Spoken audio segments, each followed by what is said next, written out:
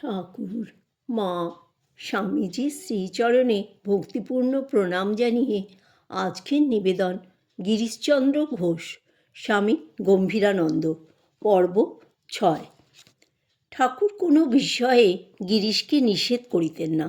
জনৈক ভক্ত একদা ঐরূপ করিতে বলিলে ঠাকুর উত্তর দিয়াছিলেন, না গো না, ওকে কিছু বলতে হবে না, ও নিজেই সব কাটিয়ে উঠবে।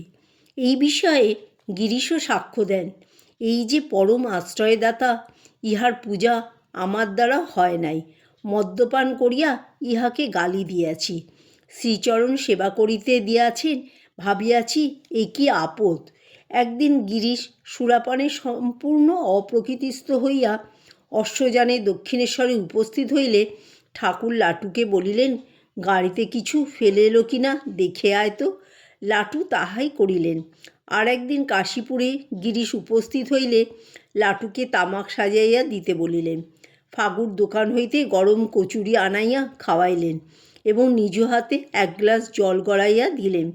গিরিশ এক রাত্রে বারাঙ্গনা গৃহে বন্ধুদের সহিত আমোদ প্রমোদে মত্ত আছেন। এমন সময় প্রাণে দক্ষিণেশ্বরের আকর্ষণ অনুভব করিয়া তৎক্ষণাৎ দুই বন্ধুর সহিত ঘোড়ার গাড়িতে সেখানে উপস্থিত হইলেন। তখন মন্দির উদ্যানের ফটক বন্ধ হইয়াছে, লোকজন নিদ্রিত। গিরিশের কণ্ঠস্বর শুনিয়া পরমহংসদেব বাহিরে আসিলেন এবং মদ্যপানে বিহ্বল তাহার হাত ধরিয়া আনন্দে হরিনাম ও নৃত্য করিতে লাগিলেন। সে স্নেহের স্পর্শে গিরিশের হৃদয় দ্রবীভূত হইল। পরমহংসদের সম্বন্ধে গিরিশ পরে বলিয়াছিলেন, জানি না তিনি পুরুষ কি প্রকৃতি। তিনি মাতার ন্যায় স্নেহ করিয়া খাওয়াইতেন, আবার পিতার ন্যায় জ্ঞানী ও ভক্তের আদর্শ। আমি শাস্ত্রে ঈশ্বর কাহাকে বলে জানি না, কিন্তু এই ধারণা ছিল যে আমি যেমন আমাকে ভালোবাসি, তিনি যদি আমাকে সেইরূপ ভালোবাসেন তাহা হইলে তিনি ঈশ্বর। তিনি আমাকে আমার মতো ভালোবাসিতেন। আমি কখনো বন্ধু পাই নাই, কিন্তু তিনি আমার পরম বন্ধু।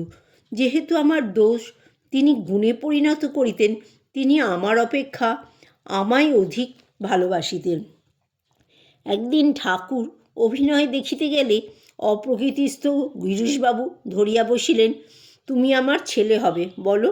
ঠাকুর জানাইলেন যে তাহার বাবা ছিলেন শুদ্ধ সত্য ব্রাহ্মণ, তিনি কেন গিরিশের ছেলে হইতে যাইবেন। গিরিশবাবু ক্রুদ্ধ হইয়া ঠাকুরকে অনেক গালাগালি করিলেন। ইহাতে উপস্থিত ভক্তেরা খুবই ক্ষুণ্ণ হইলেন এবং ঠাকুরকে পরামর্শ দিলেন তিনি যেন এইরূপ পাষণ্ডের নিকট আর না যান। ঠাকুর চুপ করিয়া শুধু সব শুনিয়া যাইতে লাগিলেন। পরদিন দক্ষিণেশ্বরেও ওই প্রসঙ্গ হইতেছে। এমন সময় ভক্তবীর রামচন্দ্র উপস্থিত হইলে ঠাকুর বলিলেন, রাম, তুমি কি বলো? রামবাবু উত্তর দিলেন, দেখুন, কালির সাপ যেমন শ্রীকৃষ্ণকে বলেছিল, প্রভু আমায় বিষ দিয়েছেন, আমি অমৃত পাবো কোথায়? গিরিশবাবুরও সেই দশা, তিনি অমৃত পাবেন কোথায়? রামবাবুর কথা শুনিয়াই ঠাকুর বলিলেন, তবে চলো রাম, তোমার গাড়িতেই একবার সেখানে যাই। ওদিকে প্রকৃতিস্থ হইয়া গিরিশ নিজ অপরাধ স্মরণান্তে আহারাদি ত্যাগ করিয়াছেন।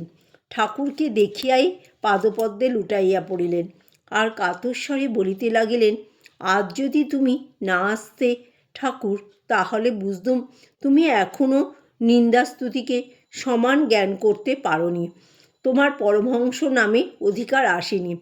আজ বুঝেছি তুমি সেই আর আমায় ফাঁকি দিতে পারবে না।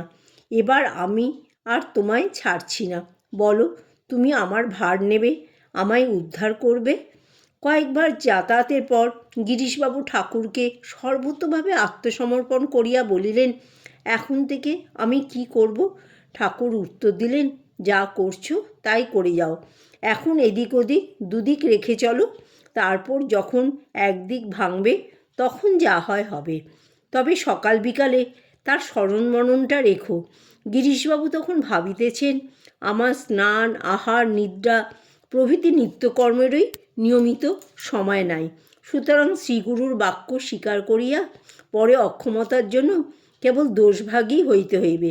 আবার তিনি জানিতেন যে কোনরূপ ব্রত বা নিয়মে চিরকালের জন্য আবদ্ধ হইলাম। এই কথা ভাবিতেও তিনি হাঁপাইয়া ওঠেন। অতএব নিজের অপারগ ও অসহায় অবস্থা বুঝিয়া চুপ করিয়া রহিলেন। ঠাকুর তাহার মনোগত ভাব বুঝিতে পারিয়া বলিলেন, আচ্ছা, তা যদি না পারো তো খাবার শোবার আগে তার একবার স্মরণ করে নিও। গিরিশ তখনও নীরব। তাহার আহারের কোনো নির্দিষ্ট সময় নাই। আবার বৈষয়িক বিভ্রাটে আহার ভুল হইয়া যায়। নিদ্রার অবস্থাও তাই।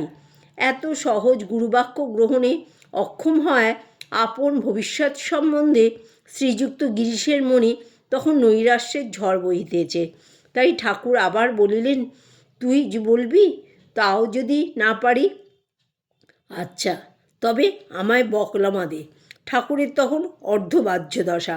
কথাটি মনের মতো হওয়ায় গিরিশের প্রাণ ঠান্ডা হইল। তিনি ভাবিলেন, সমস্ত দায় ঠাকুরের উপর ছাড়িয়া দিয়া নিশ্চিন্ত হইলেন।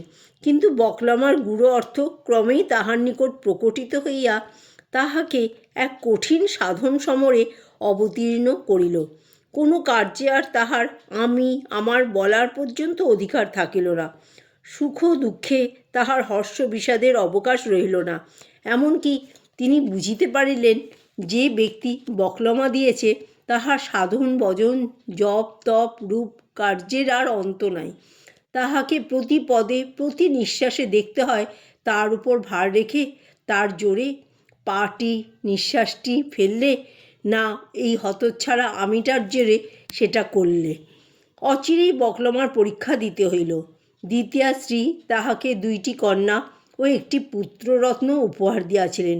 অকালে সেই কন্যা 2টি কালগ্রাসে পতিত হইল এবং স্ত্রীও পুত্রপ্রসবের পর সূতিকারোগে শয্যাগ্রহণ করিলেন। আর তিনি উঠিলেন না। ব্যথিত গিরিশবাবু লিখিলেন, শূন্য প্রাণ শূন্য এই সংসার, কিন্তু বকলমা দিয়ে তিনি নিঃশেষে আত্মদান করিয়াছেন। অতএব শেষ পর্যন্ত স্থির করিলেন, তোমারই ইচ্ছা হোক পূর্ণ। করুণাময় স্বামী। জয় ঠাকুর, জয় মা, জয় স্বামীজি।